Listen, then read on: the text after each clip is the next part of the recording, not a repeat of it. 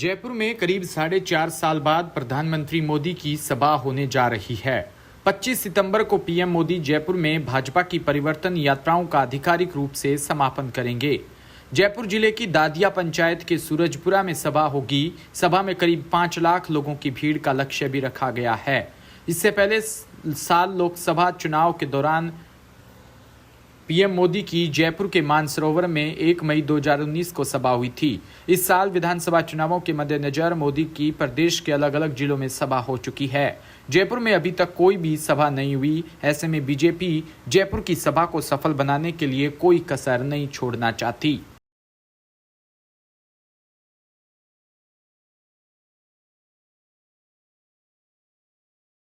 मकराना से खबर, जहां पहुंची भाजपा की परिवर्तन संकल्प यात्रा में केंद्रीय जल शक्ति मंत्री ने कहा कि कांग्रेस राज में बड़ा भ्रष्टाचार है, अपराध और नकल माफिया।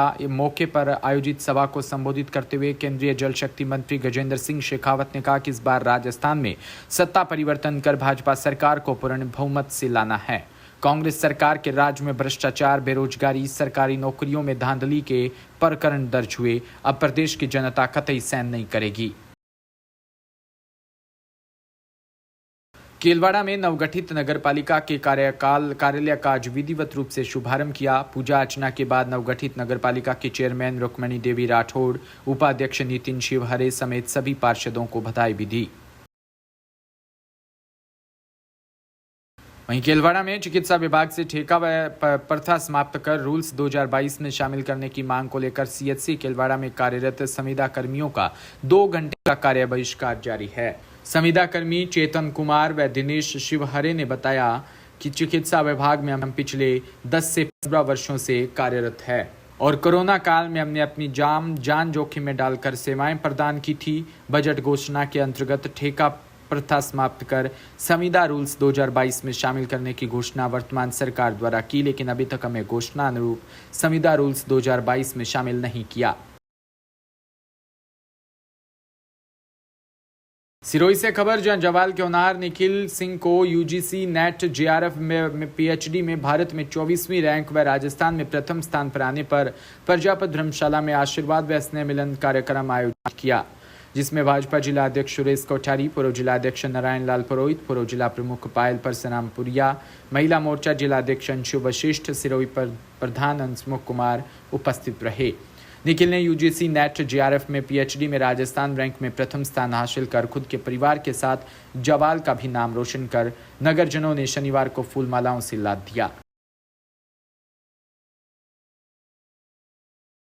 झालावाड़ जिले के चौमेला कस्बे में हर वर्ष की भांति भी इस वर्ष भी भादवा की बीज पर बाबा रामदेव का जन्मोत्सव बड़ी धूमधाम से मनाया। वहीं बाबा रामदेव की भव्य शोभा यात्रा निकाली। शोभा यात्रा बाबा रामदेव जी के मंदिर से शुरू हुई, जो नगर के मुख्य मार्ग से होकर बालाजी चौक पहुंची।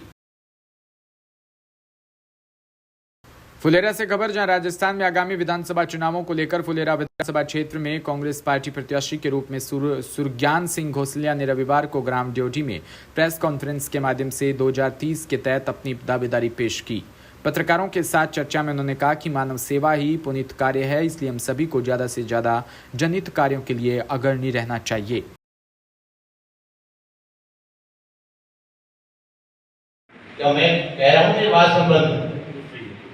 कोई सेवाबंद है, केवल जयवान में थोड़ी बहुत चालू है। मेरा सबसे पहले आपको साथ लेकर के आपका सहयोग आशीर्वाद लेकर के सभी उद्योगों को चालू करवाने का प्रयास होगा।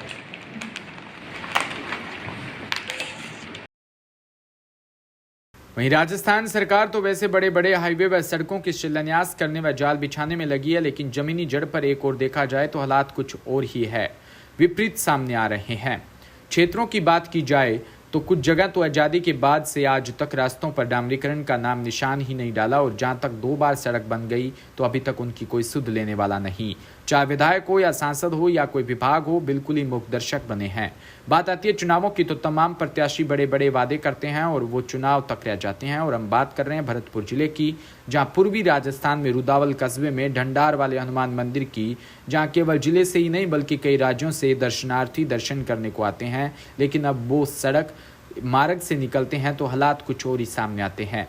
आखिर क्या इस सड़क के हालात देखेंगे तो आप ही चौंक जाएंगे। आपको तस्वीरों के माध्यम से दिखाएंगे सड़क जो इन दिनों गहरे गड्ढों में तब्दील हो गई है।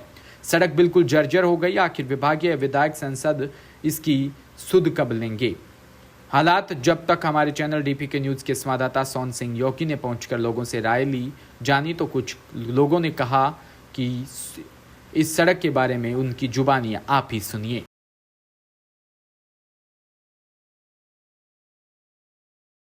सरकार वैसे तो बड़े बड़े वादे करती हुई नजर आती है, लेकिन जमीनी जड़े पर देखा जाए तो सड़कों की हालत इस समय बदलहात में बदली हुई है।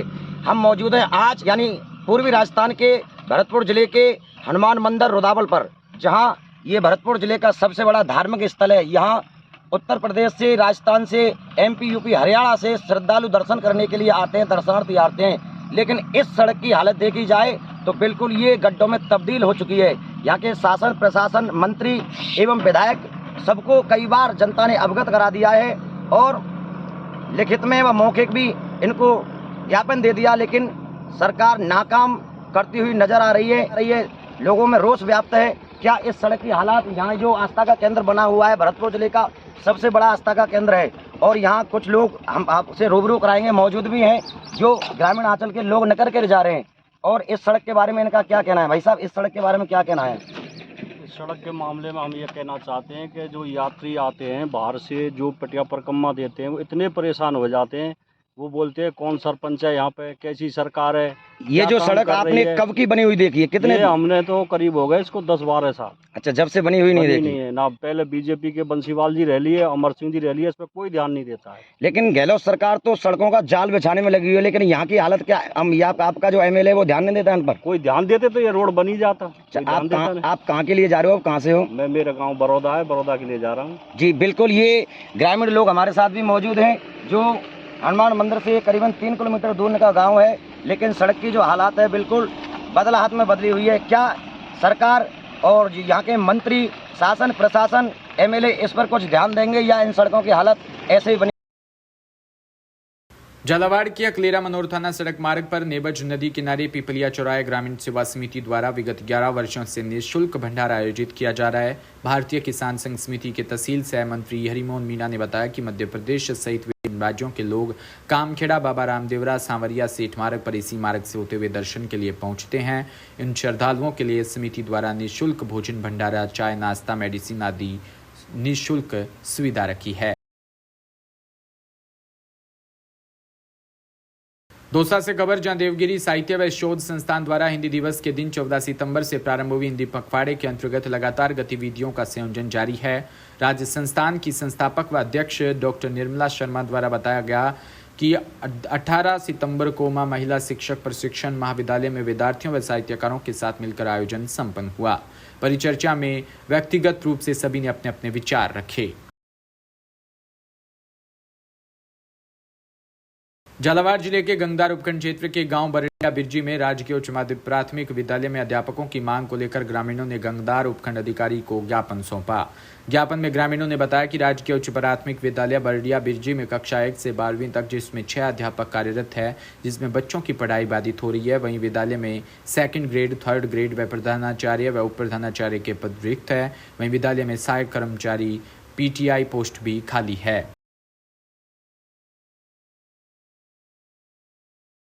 वहीं राजस्थान विधानसभा चुनाव को लेकर भाजपा द्वारा निकाली गई परिवर्तन संकल्प यात्रा मानसरोवर मेट्रो स्टेशन से होते हुए सोडाला व जयपुर के मुख्य मार्ग से होते हुए सिविल लाइन्स क्षेत्र में प्रवेश करेगी। इसे लेकर ओम प्रकाश शर्मा के नेतृत्व में भाजपा नेताओं की तैयारी अंतिम चरण में है।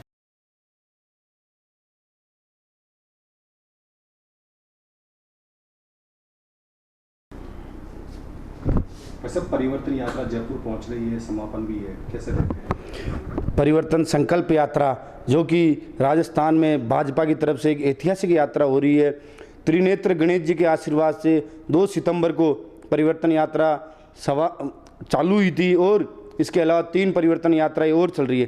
प्रथम चरण की परिवर्तन यात्रा का कल, जो कि गणेश चतुर्थी भी है, उसका समापन जयपुर में हो रहा है और ये जयपुर वासियों के लिए एक अनूठा अवसर है, भारतीय जनता पार्टी के लिए एक अनूठा अवसर है। और परिवर्तन संकल्प यात्रा का आपने देखा होगा जगह जगह हजारों जेसीबीओं के साथ अलग अलग तरीके से जो स्वागत हो रहा है कि राजस्थान की जनता पूरा मानस बना सकी है कि जो 4.5 साल पहले एक वोटों का लुटेरा दिल्ली से आया था, जो ये कह के गया था कि 1 2 3 4 5 10 तक की गिनती होते 10 दिन में संपूर्ण कर्ज माफ, वो लुटेरा सुनने में आ रहा है कि दोबारा 4.5 साल बाद 23 को आ रहा है। तो आप सबको पता है कि परिवर्तन यात्रा जो राजस्थान में ये जो सरकार अभी ये झूठ फरेब की सरकार है, इसको जनता ने, युवा हो, बेरोजगार हो, किसी प्रकार से व्यापारी हो, दलित हो, सब जगह से जो दुखी है, उन्होंने यहाँ पे राजस्थान में परिवर्तन का मानस बना लिया है और कमल का फूल भारी बहुमत के साथ खिलने वाला है। अच्छा, आप सिविल लाइन से तैयारी कर रहे हैं, वहाँ से प्रताप सिंह खाचरियावास जी भी हैं, तो आप कैसे देखते हैं कैसा रहा उनका कार्यकाल?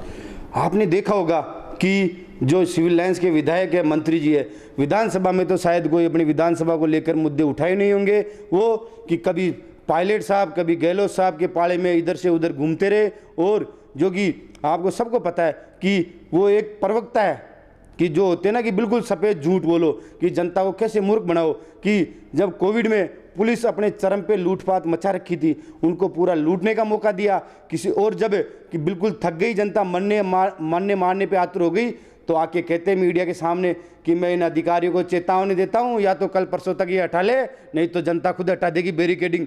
क्या आपको पहले दिन से बैरिकेडिंग नहीं दिखती थी? आप सनसनीखेज आकर खबरें फैलाते हो, वो कब फैलाते हो? आज मुझे पता है कि आज गलत हो रहा है, तो मैं क्या इसको 2 महीने तक गलत होने दूंगा? मेरा क्या कर्तव्य बनता है इस लोकतंत्र में कि पहले दिन से भ्रष्टाचार रुकना चाहिए। आज आपने देखा होगा कि हर जगह जगह पुलिस वाले झाड़ियों में छुपकर आम जन के साथ कैसे लूट हो रही है। कोविड में वैसे ही व्यक्ति मर गया, आम जन मर गया, कोई सुख सुविधा नहीं है, हर चीज़ महंगी है, डीजल ले लो, पेट्रोल ले लो, हर चीज़ महंगी है। लेकिन इस सरकार के कान में कोई जू नहीं रोगी। पर अधिकारियों से कहते हैं कि आप ऐसी लूट क्यों मचाते हो, कि हमें टारगेट दे रखा है। अब आप किसी को लूटने का टारगेट दोगे, रसीदों का टारगेट दोगे, तो वो भी अपनी जेब भरेंगे, क्योंकि सबने मेरे हिसाब से इस 50 साल में इन्होंने जितनी लूट मचाई होगी, शायद इस राजस्थान के इतिहास में किसी ने इतनी लूट नहीं मचाई होगी। ये राजस्थान की धरती जयपुर जो पर्यटन का केंद्र माना जाता था, आज राजस्थान की राजधानी पर्यटकों से मायूस हो रही है। यहाँ पे पर्यटक देखने को नहीं मिलते, क्योंकि पर्यटक आते हैं तो जयपुर से पहले ही 5,000 का उनको जुर्माना दे के आना है। तो ये देखने को आ रहा है कि जो था वो आज अपना प्रदेश में वो स्तर गिरता जा रहा है। तो आपके सामने, सबके सामने जग जा ही रहे, इनके बारे में मैं क्या बोलूँगा, पूरी जनता जानती है कि क्या हुआ सिविल लाइंस में और विधानसभा में। फुलेरा से खबर, जहां दैनिक रेल यात्री संघ एकीकृत फुलेरा की आवश्यक बैठक गणगौरी बाजार स्थित श्री रामदेवरा भवन पर आयोजित हुई। बैठक में उपस्थित सदस्यों व दैनिक रेल यात्री व्हाट्सएप समूह के द्वारा अशोक वासुदेव को पुनः सर्वसम्मति से दैनिक रेल यात्री संघ एकीकृत फुलेरा का अध्यक्ष निर्वाचित किया। गौरतलब है कि अशोक वासुदेव का दैनिक रेल यात्री व एकीकृत फुलेरा का तीसरी बार अध्यक्ष नियुक्त किया है। अध्यक्ष पद के लिए नामांकन दाखिल करने की तय समय सीमा तक किसी भी सदस्य ने अध्यक्ष पद के लिए नाम नहीं आने के बाद व दैनिक रेल यात्री की सहमति के आधार पर अशोक वासुदेव को निर्विरोध अध्यक्ष के पद पर निर्वाचित किया। कोलायत से खबर, जहां ऊर्जा मंत्री भंवर सिंह भाटी ने सोमवार को विधानसभा क्षेत्र कोलायत की नवसर्जित ग्राम पंचायत खाकुसर के नवनिर्मित भवन का लोकार्पण किया। इस भवन के निर्माण पर 35 लाख रुपए खर्च हुए। इस भवन के लिए ठाकुर भंवर सिंह पुत्र स्वर्गीय लक्ष्मण सिंह की स्मृति में उनकी धर्मपत्नी श्रीमती सायर कंवर व सुपुत्र ठाकुर मदन सिंह, लखू सिंह, जगमाल सिंह ने 1 बीघा भूमि का दान किया।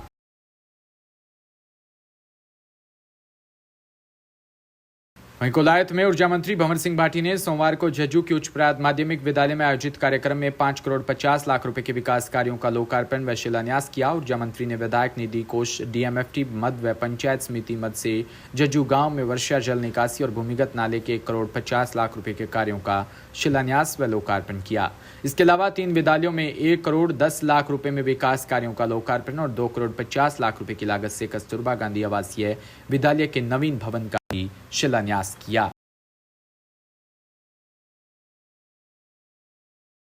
वहीं कोलायत में ऊर्जा मंत्री भंवर सिंह भाटी ने झज्जू की महात्मा गांधी अंग्रेजी माध्यम विद्यालय में डीएमएफटी मद से 40 लाख रुपए की लागत से बने 5 कक्षों का उद्घाटन किया। इसके अलावा विद्यालय में पंचायत समिति मद से 15 लाख रुपए खर्च कर बनाए गए टीन शेड का भी उद्घाटन किया। इस अवसर पर आयोजित कार्यक्रम में ऊर्जा मंत्री ने कहा कि कोलायत ब्लॉक का महात्मा गांधी अंग्रेजी माध्यम स्कूल सबसे पहले झज्जू में खोला गया था। उन्होंने कहा कि गरीब, मजदूर, पिछड़े और किसान बच्चे अब अंग्रेजी माध्यम की शिक्षा ग्रहण कर रहे हैं।